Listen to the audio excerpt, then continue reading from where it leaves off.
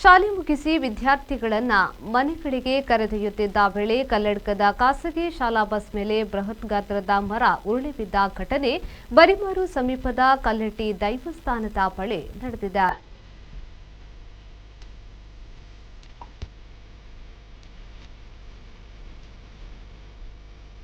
ಶ್ರೀ ಕಾನನಯ್ಯ ದೈವಸ್ಥಾನದ ಬದಿಯ ಮರವೊಂದು ಚಲಿಸುತ್ತಿದ್ದ ಶಾಲಾ ವಾಹನದ ಮೇಲೆ ಬಿದ್ದಿದ್ದು, ಸುಮಾರು 6 ವರ್ಷ ಪ್ರಾಯದ ಚಿರಣ್ವಿ ಎಂಬ ಶಾಲಾ ವಿದ್ಯಾರ್ಥಿನಿ ಮೃತಪಟ್ಟು 4 ಜನ ಮಕ್ಕಳಿಗೆ ಗಾಯವಾಗಿರುವುದಾಗಿ ಪ್ರಾಥಮಿಕ ತನಿಖೆಯಿಂದ ತಿಳಿದುಬಂದಿದೆ.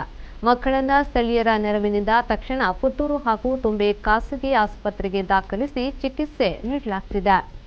ಘಟನೆ ಸಂಭವಿಸಿದ ತಕ್ಷಣ ಸ್ಥಳೀಯರು ರಕ್ಷಣಾ ಕಾರ್ಯಾಚರಣೆಯನ್ನ ನಡೆಸಿ ಬಸ್ನೊಳಗಿದ್ದ ಮಕ್ಕಳನ್ನು ಸುರಕ್ಷಿತವಾಗಿ ಹೊರತೆಗೆದರು.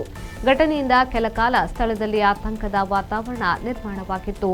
ಬಂಟ್ವಾಳ ಗ್ರಾಮಾಂತರ ಪೊಲೀಸ್ ಠಾಣೆಯ ಪೊಲೀಸರು ಸ್ಥಳಕ್ಕೆ ಭೇಟಿ ನೀಡಿ ಪರಿಶೀಲನೆಯನ್ನ ನಡೆಸಿದ್ದು, ಘಟನೆಯ ಕುರಿತು ಮಾಹಿತಿಯನ್ನ ಸಂಗ್ರಹಿಸಿದ್ದಾರೆ. ಭಾರೀ ಮಳೆ ಇದ್ದ ಕಾರಣ ಮರ ಉರುಳಿ ಬಿದ್ದಿರುವುದಾಗಿ ತಿಳಿದುಬಂದಿದೆ.